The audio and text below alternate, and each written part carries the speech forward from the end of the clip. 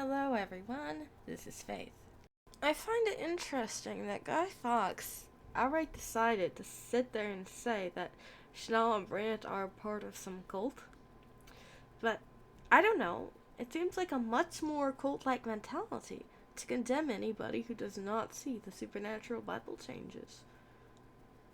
It's just as cult-like when those who don't see condemn those who do see it. Either way, that is a true cult mentality right there. Anybody who is just condemning everybody else just because they see something others don't see, or don't see something others do see, that feels like a real, genuine cult mentality. This is a mentality that the community has largely adopted, to condemn anybody who does not see the Bible changes, and it's what people outside of the community also largely adopted, to condemn anybody who does see the Bible changes. The true cult is ignoring the fact that Jesus came, died, and rose from the dead for all our sins.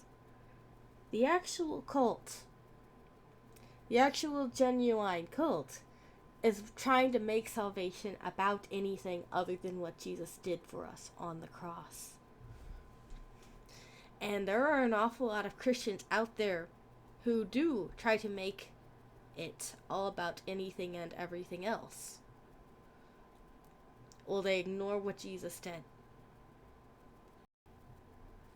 Guy Fawkes tried to connect Chanel and Brandt to all these other people who have thought that they were the two witnesses and then did crazy things as a result. Meanwhile, reality is Chanel and Brandt would not have done many of the things that Guy Fawkes has chosen to describe. There's a difference between what Guy Fawkes is describing and what Chanel and Brandt would genuinely actively do. They have no interest in a cult. Guy Fawkes is pulling things out of thin air that don't even apply to the situation whatsoever. And it's quite fascinating. What else is interesting, though, is I felt no power behind any of his statements. So I do know that casting out all those spirits did indeed work. I felt anger from the leaders of the Mandela Effect community after I posted those casting out spirit videos. Now, we can safely assume that Guy Fawkes is either showing his true colors off here, or he's just doing what Ernie and the other leaders have told him to do. I understand that there is a lot of fear about going against the need to lie and slander against Chanel and Brandt. And I understand why Guy Fawkes didn't name names, and I'm going to address that here in this video. The leaders have this very common no-names excuse whenever they wish to gossip. They think that it somehow excuses any of their gossip because no one knows who they are referring to. This is far, far from the truth, actually. I think if you're gonna commit the sin of gossip, you should go out, you should name names, you should tell everybody exactly who you are speaking of instead of only a couple of people from behind the scenes. If you are going to gossip, go out, and instead of insisting, well, Jesus wanted this to happen, just say, yes, I've gossiped. I've sinned in this manner. It's not Jesus' fault, but I felt the need that I felt like I needed to do this because of such and such reason. Don't sit there and pin it on Jesus. That's bullshit. If you're gonna sin, because everybody does sin, you should go out and say, yes, I have done this horrible sin. It's not Jesus' fault, but I felt like I needed to sin in this manner in order to accomplish something.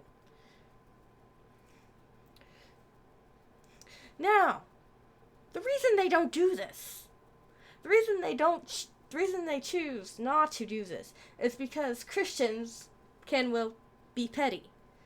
They cast stones the instant that their sin is discovered.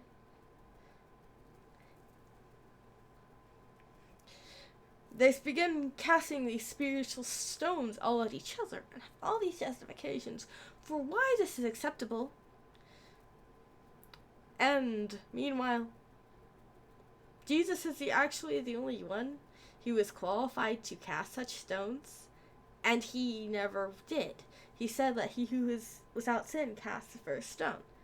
So, part of why it's easier to hide your sin instead of just owning up to it, owning up to what you did, it's just because Christians tend to be petty. They condemn each other for their sins so easily.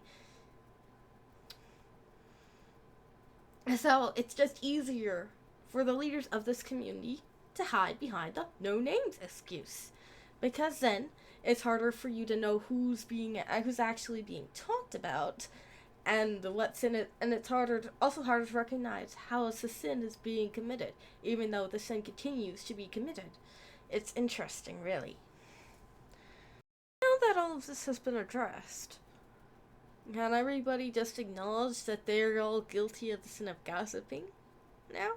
Because they are. No, it wasn't my job to cast stones for the sin of gossip.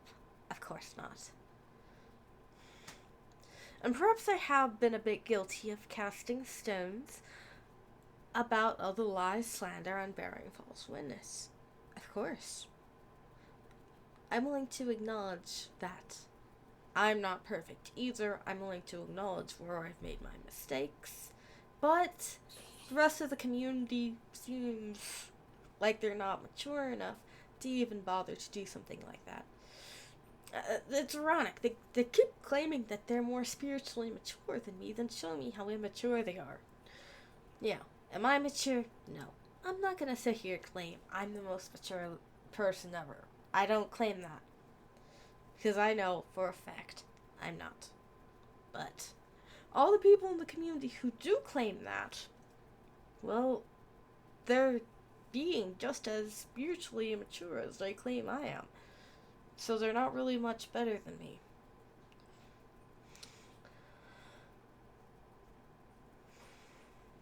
Now, I think that actual spiritual maturity would be dealing with what happened in a more biblical fashion instead of sitting around gossiping about what other people are doing.